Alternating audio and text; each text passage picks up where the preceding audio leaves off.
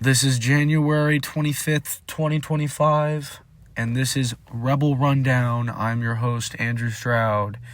After another letdown and disappointing loss from UNLV today, UNLV loses a heartbreaker to the New Mexico Lobos and the Thomas and Mack by a score of 73-75. Once again, a final 73-75.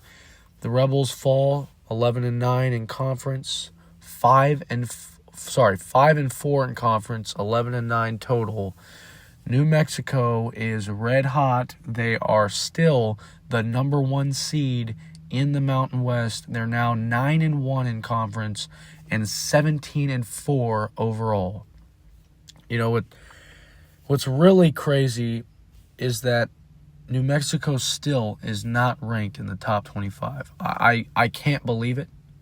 I think they will be after this gutsy win. Because you could say, UNLV beat Utah State at home.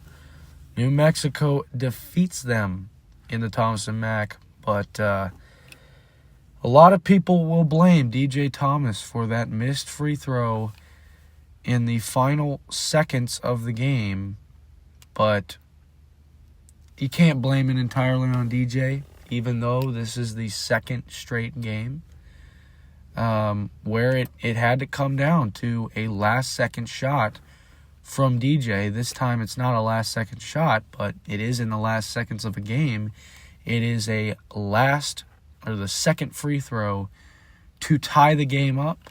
Last game, it was against Wyoming. He tried to fade away and was short or right of the hoop, doesn't matter. But a lot of criticism is on DJ, but you can't blame DJ entirely. And another thing that was a fault on DJ, I remember it vividly. DJ slipped and tripped in a possession where it was once again like a 2-point game. It was the same score, and we got an offensive rebound or a steal, one of the two. Henley had it, and he passed it in front of DJ, expecting DJ to just not even run, just walk and get the ball, catch the ball and dribble. And he literally slipped mid-play right when Henley was passing it to him. That's one of the bigger ones that I remember of. It's not just the missed free throw, but DJ has to work on his free throws. This is the second or third time now where it came to DJ to make a free throw or make a couple, and he didn't do so. One game that really comes to mind is the Reno game in the Thomas and Mack last year. Yes, he was a freshman, or I would quote, senior in high school. But he missed that. He missed not one, but two of them when they were down, I think by one, if my memory is correct.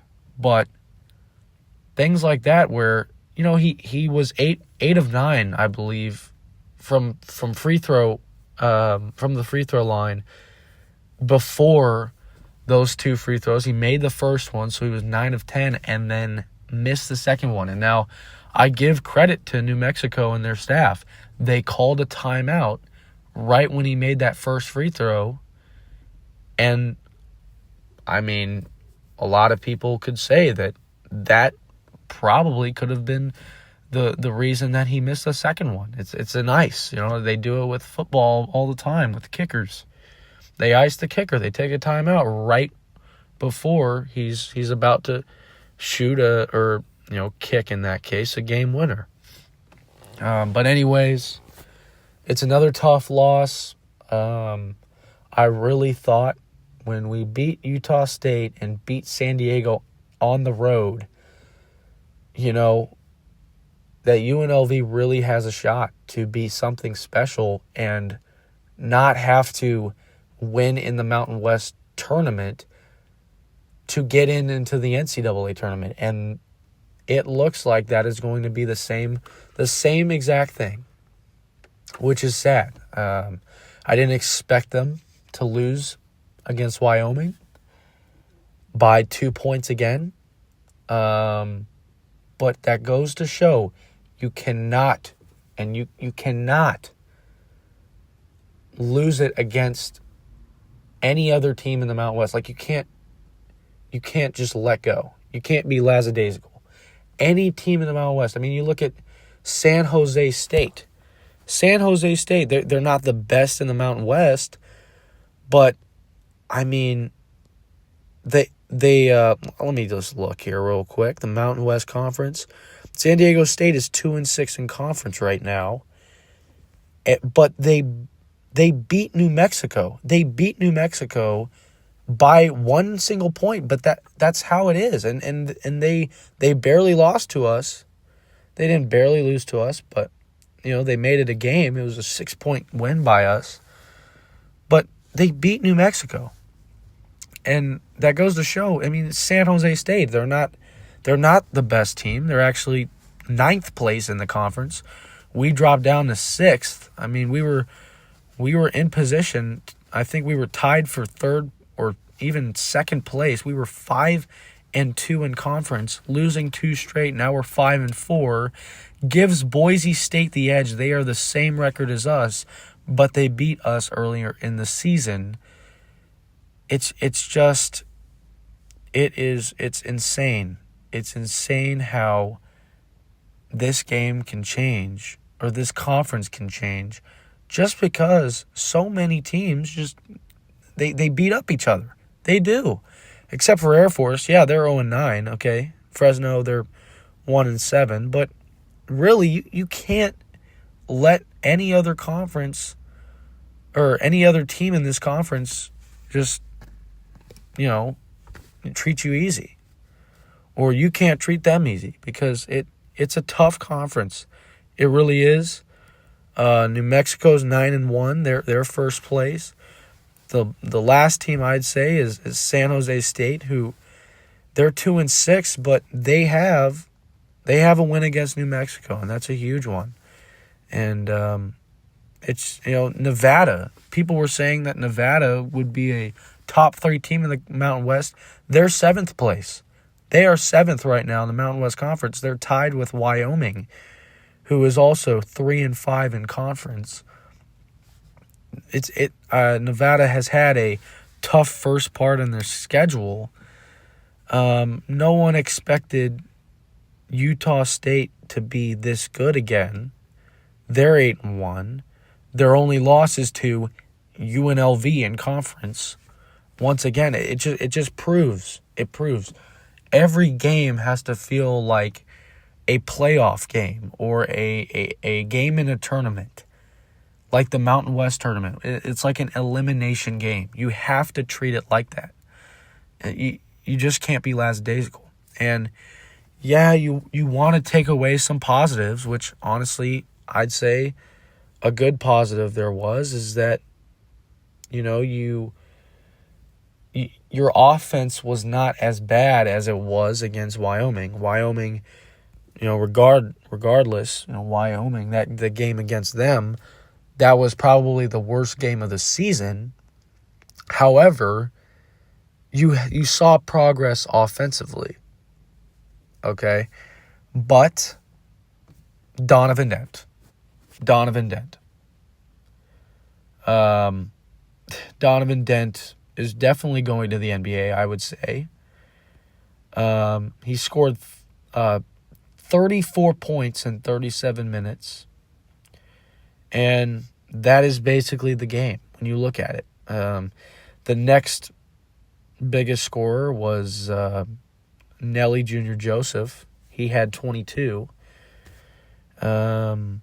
Number 23 had 22 points, and then the next one was Washington. He had 9. But, I mean, really, if you add Dent and Joseph, that's 56 points. 56 out of their 75 points. That's more than 2/3 of their points today. If you lock one of those guys down, you will win the game. And it just seems like we can't, in those close games, non-conference and conference. And this was a huge one because it was on national television. It was on Fox, not Fox Sports. Fox, nationally televised. When you look at that, I mean, you can get a bunch of attention. But where it really stands out, you lose to Memphis, who's ranked 24th in the country right now. You lose to them by 6 points. It wasn't that big of a margin. I mean, really, it was close. We were leading the majority of that game, end up losing that game against a top 25 team now. We lose against Northwestern by 5. Yeah, Northwestern isn't a ranked team, whatnot, but they are a part of the Big Ten. And then the biggest one probably in non-conference was that Dayton loss. Dayton was ranked 22nd in the country. They're not anymore, but still, losing by 1 point, it's still a loss, and it sucks. You were up until that and one call, and they make the free throw, then they're up by 1. You can't get the job done. That's another thing where DJ had that winning opportunity, that winning shot, and he missed it. I'm not blaming DJ on that. That's the truth. That he had that winning opportunity, he missed it. Okay, and then once more, we looked at Utah State, San Diego State. San Diego State was an 8-point win. That was probably the best win of the year so far. The Utah State win was a 3-point victory. But in those two games, who made that basically game-winning shot? It was DJ Thomas. DJ made that fadeaway 2-pointer that took the game from a 1-point lead to a 3-point lead, and we won by 3 against Utah State. In the San Diego State game, we were up by 3 or 4 points.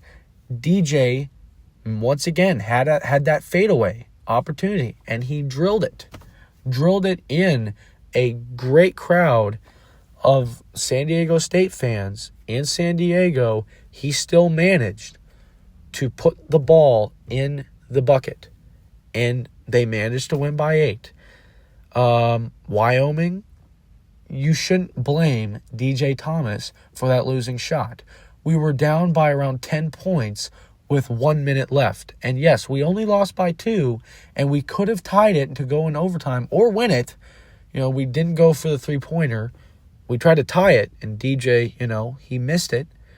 But you cannot blame DJ for the fact that we were in that position because we were down by 10. Yeah, we had an 8-0 run in less than a minute with, less than 10 seconds remaining.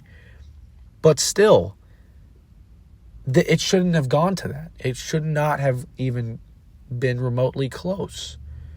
Wyoming should have won by 10. They didn't. They won by 2, but they still won the game because of what happened. I wouldn't blame DJ for that. Now, New Mexico, on the other hand, I would blame DJ for the free throws. It doesn't matter. It does not matter of how much stress you have literally, yeah, there were a lot of New Mexico Lobo fans there in the Thompson Mack, but you're not in the pit. You're not in the pit. You're at home. It wasn't crazy loud, but I think it got to his mind a little bit that at the same place he missed 2 in a row that led to Nevada winning the game in Las Vegas. He did the same thing, but that was for the last free throw. He barely made the first one, missed the second, and lost the game by 2. So now when I look at it, it's not good. We play Utah State in Logan. We play Nevada in Reno. And then once again, we're back in the MAC, but against Boise State. I'm disappointed, and I'm kind of hopeless right now for the Rebels. But that is the update, I guess, or that's my look on the 73-75 loss against New Mexico.